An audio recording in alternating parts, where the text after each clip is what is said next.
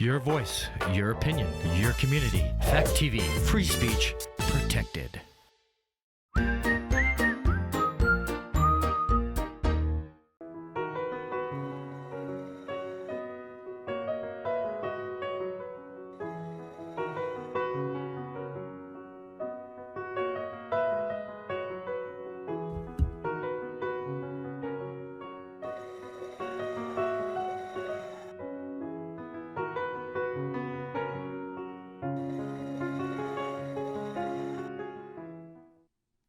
Hello, and welcome to the Art of Being Human. Now, the last time I was in here, we started talking about the defense mechanisms or the adjustment mechanisms. And I explained to you that they help us to handle anxiety, that they help us to deal with anxiety, protect us from anxiety, and all of that is true. But I want to look at it from a different point of view since we didn't quite finish last time. It is the way that you face life. There's about 10 of them, and you face life in one of these or more than one of these. And if you can look at it from that point of view, this is the way that you face life. You might be able to point out which ones apply to you.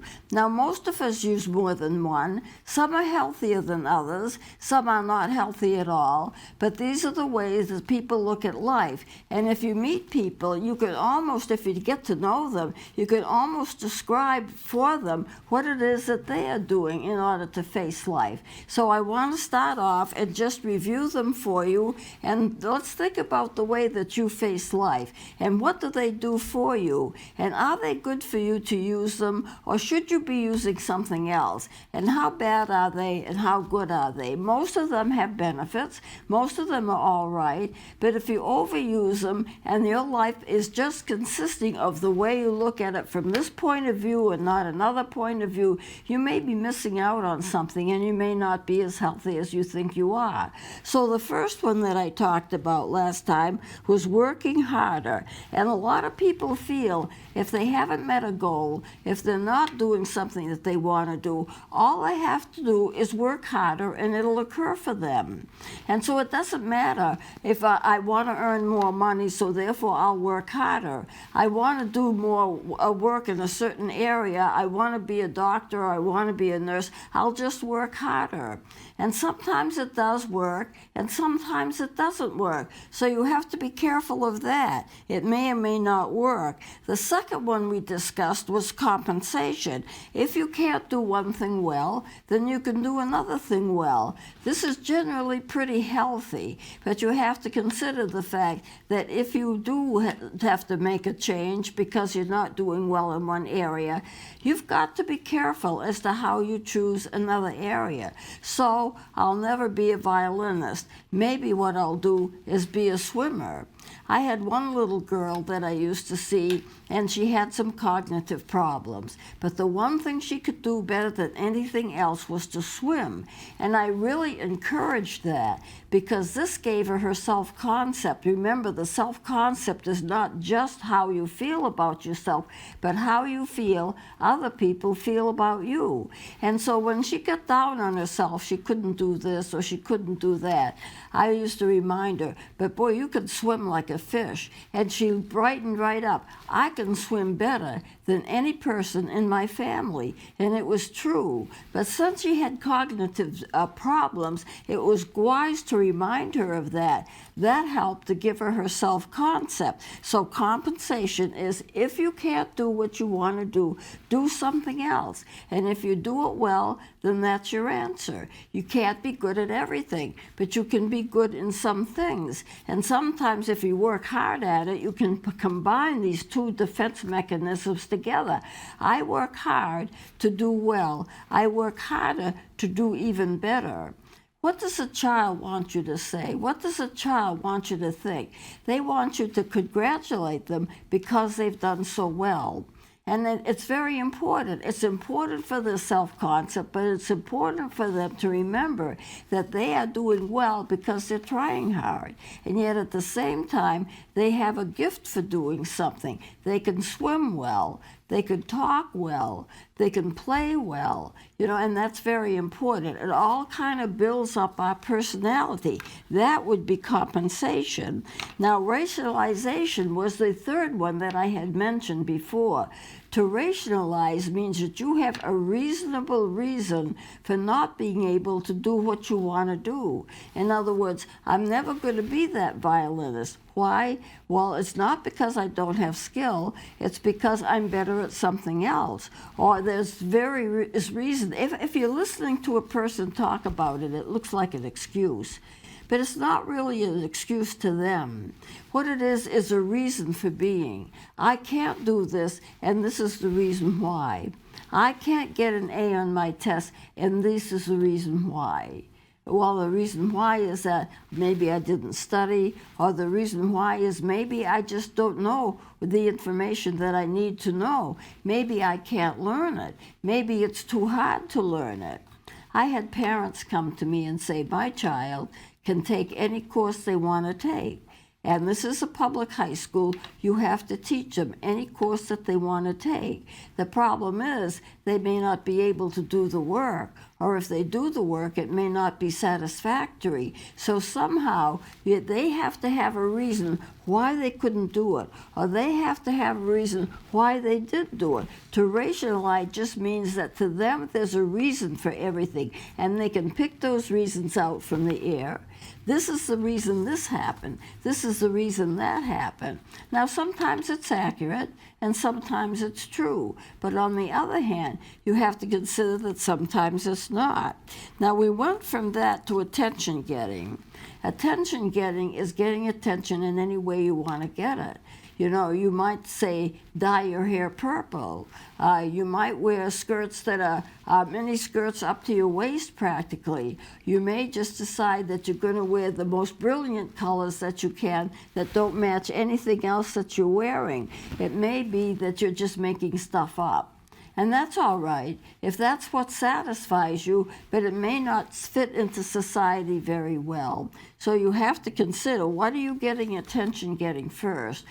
Some children want to get attention because they're growing up, and there's a new baby sister or a new baby brother that's come along, and that baby brother or baby sister is getting more attention than they are, and so therefore they decide that they're going to take matters in their own hands, and they start being destructive, or they start breaking things, or they start doing things that are inappropriate to get attention to themselves.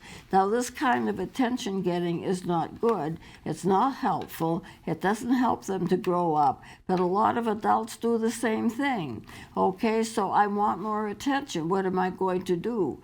Well, I'm going to do something that's going to gather that attention. Maybe I'm going to go into a store and I'm going to steal something, and I let myself be caught. Because as far as a child is concerned, negative attention is better than no attention at all. And it's also the same is true of some adults. Okay, so I had my car smashed into several weeks ago. It was a very bad thing. There was glass all over the place. Somebody saw a person do it, but they couldn't catch them. That would be the ultimate of getting attention for yourself, to do it so someone can see you do it. But at the same time, that's the kind of attention is not healthy. But some people live their lives trying to get attention. I bake the best cookies. I do the best work. I do this, that, and the other just to draw attention to themselves. I can even pretend I'm sick. When I was working, when I was younger and I was working my way through college, I had a job at a place at a hotel on a beach. It was a Vequant beach. And along comes a lady. I know who she was. She was a television star. I don't want to mention any names, but there she was. And she had her foot wrapped up, and she was using crutches, and she pretended, I think it was more pretend than real, that she had a real foot problem, and she got a lot of attention. People went to her side. People helped her in the door. people helped her down the steps to get to the gardens of the hotel we were in. And I do know her name, I do remember her name, but as I say, I don't want to mention it.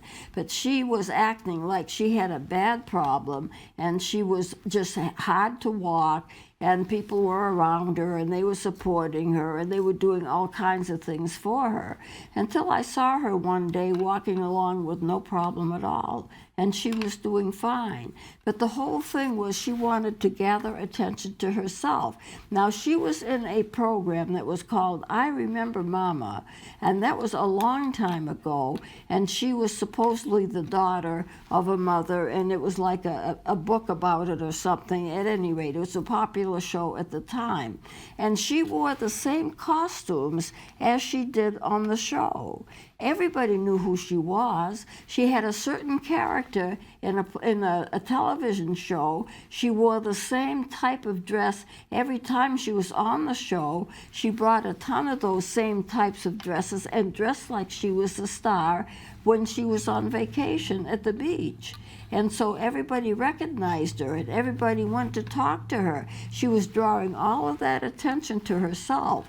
One would think that on vacation that she might not want to have all of that attention, that she might want to just relax and enjoy the beach and go swimming. But she wanted that attention, and she drew it to herself by playing the part when she was on vacation as if she was still on television on that particular show. So that was something that's important, that you have to remember, that people draw attention to themselves. Then you have identification, where a person wants to be exactly like somebody else. And what they do is try to dress like them, talk like them, wear clothes like them, so that whatever they do, it's reminiscent of the person that they admire. It might be a person that they know. It might be a person that they don't know, but they've heard of. It might be a historical creature. It might be a historical person that they're trying to identify, but they want to identify so much with them that they face that, as far as their life is concerned, they're going to reproduce themselves as if they were that other person. Now, projection is when everything is everybody else's fault. And you look at life as if, well, it's their fault this happened. It's their fault this happened, you know. This happened because it was somebody else's fault, not my fault. I don't have any problems. They have problems. I'm projecting my life onto them. It's their fault, whatever it is. And so we have to remember that. Repression is acting longer than your age. It happens a lot in children, where a child is growing up and baby brother comes along and they're getting more attention. So what do? They start acting like the baby again, so they can get the attention for themselves. Then you have the dissociation, and I think I'll probably have to close with that because we don't have too much time left. But dissociation is when you space out. You know, when the bus driver drove me in this morning, you know what happened? He missed the building and went to another building. And I says, oh, by the way, wrong building. It's back there. Oh, yeah, I was daydreaming. When you're driving along and you want to take an exit and you go past the exit, so you have to turn around and come back, it's like a daydreaming state. You're in your own little world. It can get very serious in mental illnesses, because there are some mental illnesses in which the people lose contact with reality. You are doing it for seconds or for minutes as you think about something else. And as you think about something else, you miss what it is that you want to do. That's dissociation. Everybody does it to a certain degree, but some people do it a lot more than others. Some people are living their life basically in a daydream state. That is absolutely not healthy. So these are most of them. Withdrawal, I'm going to close with withdrawal. Withdrawal is when we just back off and don't have any associations with anybody. We're going to withdraw. We're not going to any parties. We're going to live by ourselves. We're not going to have any interaction with other people. That's withdrawal. And withdrawal can get very serious in a mental illness. Any of these taken too far can cause you some mental stress and mental illness, especially withdrawal and especially dissociation.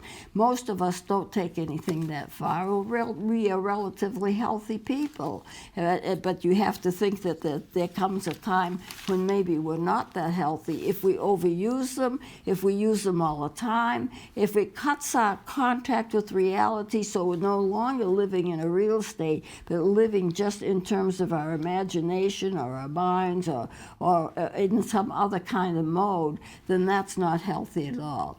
So from this, you can pick out possibly the things that you use, possibly to work with it to make it more healthy for you, or to change the way you do things, or becoming more active and interactive with people. That might be helpful too. So I'm going to close it here, and we'll see you next time. Thank you for watching.